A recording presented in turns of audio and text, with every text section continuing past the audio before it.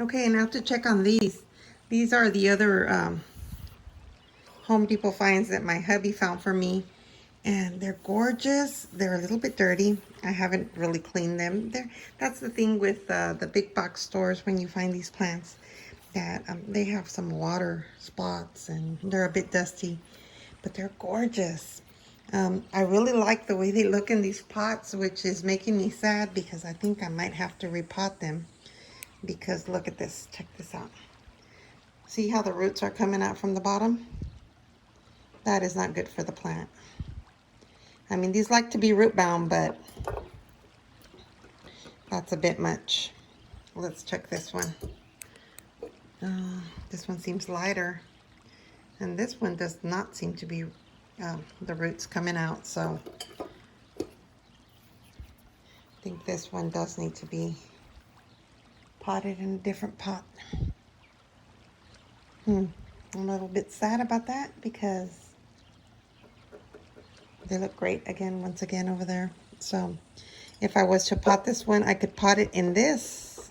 It would give it a little bit more room to grow in this pot, but this pot has no drainage. Okay, I'm gonna go ahead and decide what I need to do, but just let's check the moisture meter. Like, okay, this visually looks really wet. This looks a bit dry. Also, when you pick up your plant, this is a heavy plant and this one's lighter. So you can tell they're kind of the same plant, same size of plant. So let's get the moisture meter and check it out. Okay, so I'm gonna get the moisture meter and check it out, and let's see how these compare. So, okay, so let me see. Let's just stick this one in here. Ooh, and right away you can see that the moisture meter went to wet. This one is fine. I will not be watering this one because obviously it's in perfect moisture level. The level is great. When you water these, you want them to be, you know, on the cusp of moist and wet. Not too drenched, but if you do drench them, that's fine. I mean, as long as you don't water them again until the soil is dry. Now let's check this cutie. And let's look. Can you see that right there? Let's stick it in. And this one says it's moist. So, I'll tell you what, let's go ahead and I like not sticking the moisture meter sometimes all the way down. I like doing it just kind of like an inch or 2 inches on the surface also, because if you have some of these pots that you've just potted and they don't have deep roots, you want to see if the top is dry, because that's where the roots are. Even though the roots will grow and, you know, head towards the moisture, which is it pooled at the bottom, you still want to make sure that when you water, that's why they say to go ahead and drench the pot so that all those levels of soil are moist and you don't have an issue. So you see this one, kind of like an inch and a half, 2 inches in, it says moist to almost dry. So this one doesn't need water either. So I'm gonna let it be, and that's good enough for me. So, all right. Now to give them a cleaning, since I have them down here, and then I have to really think about this one here that I have to repot, and I really don't want to because it looks so pretty on my mantle in this symmetrical situation with these pots. So I don't know what I'm gonna do. I suppose I can pot it in this one. Yeah. Okay, I'm going to go ahead and check out the roots. That's the only way to determine if they're gonna be in this pot. So I'll bring you along with me as a bonus if you wanna check that out. Okay, so here we are, and we are going to get busy here checking out these roots and probably repotting these pots. I'm very concerned about the one with the gold edging, so let's do that one first.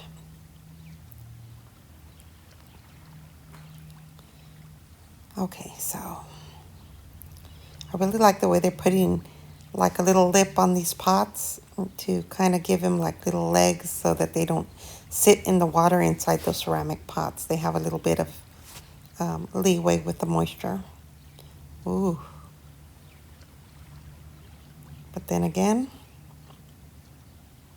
as you can see, this one is really, really stuck to the pot.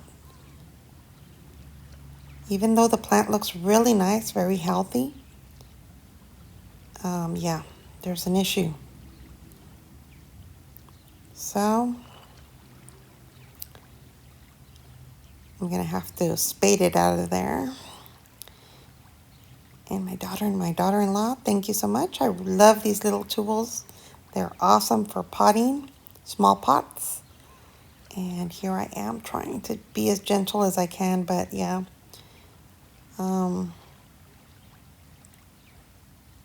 Oops, yep. I had a feeling I was going to lose a lot of roots because that was just like a brick in there. It was very dense and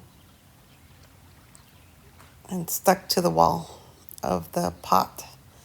So now, and the soil looks fluffy and airy, but somehow those roots just clung to the pot. Ooh, and as you can see here, look, even this baby, it is just melded to the plant. It's like no good, so I'm gonna have to take that out. And most of these roots, they were so fragile to the point of almost rotting. It could have been overwatering, of course, and that's what they do at these places where they have so many plants. They just overwater them sometimes. Here I am cleaning out the center. I'll take an opportunity to do that because, yeah, that's where the leaves come out from on a lot of these Sansevierias. And you need to keep those centers free from dirt and moisture. Never water your plant from the top. Always do it around the base of the plant. You don't want to get your leaves wet so that they're exposed to that moisture because these Sansevierias can get rot. And you will see an example of that outside. I'm going to be posting another video in the future of a Sansevieria that I have in my yard, and it rained a lot in December, and that one is one of the ones that's on the other side of my garden, so I hadn't really checked it, and I went out yesterday, and yeah, there's an issue. So it's a great time to at least learn and give you an example. Here I am explaining about the roots, how just like with succulents sometimes they're optional. This one will do great. The rhizome looks healthy. The rhizome, it grows to the side, and it's like a big root that attaches all these babies and the mama, and the babies spring from that big old root. Okay, so I'm going to be using just a little bit of the soil that was in this plant. I inspected it. It looks good. So I usually do that. I mix it with some of the soil that I have. I'm going to add probably a little bit more perlite here so that we can get better drainage. Since this is a plastic pot, it's going to hold the moisture more. So I'm going to go ahead and just put a little bit of perlite in there, mix it in with the soil, and just give it a little bit more aeration. And also the perlite helps with the roots so that they have more leeway in, sprouting and going in, and the dirt doesn't become so dense that the roots get jumbled up. So, all right, here I am just planting this, kind of trying to pack it in, just being gentle with the roots that they have. But those little roots are pretty tough. I mean, I'm amazed that they came off so easy, but it was because they were waterlogged and probably rotting a little bit already because they just stuck to the pot and just came off. But hopefully she's going to do great. And now she's got some more dirt to grow in. And so she can be in this pot for a good while. I mean, I'm talking like years probably if I wanted to. Here I am covering it up with a little bit of this Spanish moss. And again, I love it. I love the way the top dressing looks. Just makes it look clean and nice, and those fungus gnats can't get to the dirt because even though I don't have an issue with my plants inside, I am planting veggies inside. I'm starting some little dwarf tomatoes, and those have bare dirt on them. So I bought some of those traps, those sticky traps, and I'll do a review and see how those work in another video. Okay, so look at the difference in the roots and how easy this one came out. There was still some of those red roots that easily came off, so they were saturated, very wet. And again, this is a cause because of the overwatering, but this one has way better root system here.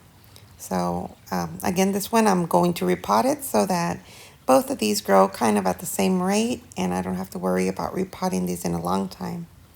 I'm going to use some of the soil that it had because this one looks like if it had a little bit more perlite. And yeah, just go ahead and make sure that it's packed in there. Gently pat it. And again, this one is going to be awesome. I'm going to add a little bit of my dirt in here and take the time to clean them. As you can see, they have a lot of water spots, but they do look gorgeous, and you can only notice them if you look up close. But I will be trying to find a solution for that because I know I received some of them in the mail from Mount Dora, from eBay, a place where I ordered my golden hanai, and they were just shiny and nice. They cleaned them with something. So I'm going to figure out what they used. I've heard many things, but I want to try them out myself, and then I will pass on those tips to you guys. So here I am just top dressing this one, and pretty much we're coming to the end of this video. I'm very happy again that I potted these. It could have been easy just to leave them there because they looked great, but it's always a good idea to inspect your plants, and it takes nothing to pull them out, and if you can't pull them out, then there's an issue. So here it is, gorgeous. I'm just going to give it a little brush for the dust. You can also wet this brush a little bit and kind of try to take those spots off, but I'm just going to focus on the dust here. And all right, oh, gorgeous, gorgeous, love them. I'll leave you with some pictures of them on my mantle, but I just wanted to take the time to thank you guys so much for watching my videos, to thank you for subscribing, and welcome all the new subscribers. And I really appreciate your comments. Leave me a little heart below if you enjoyed this video, and just I wish you health and happiness wherever you are. Click the bell button so that you'll be notified because I have tons of stuff coming up. All right, everyone, take care of yourselves. I will talk to you guys later.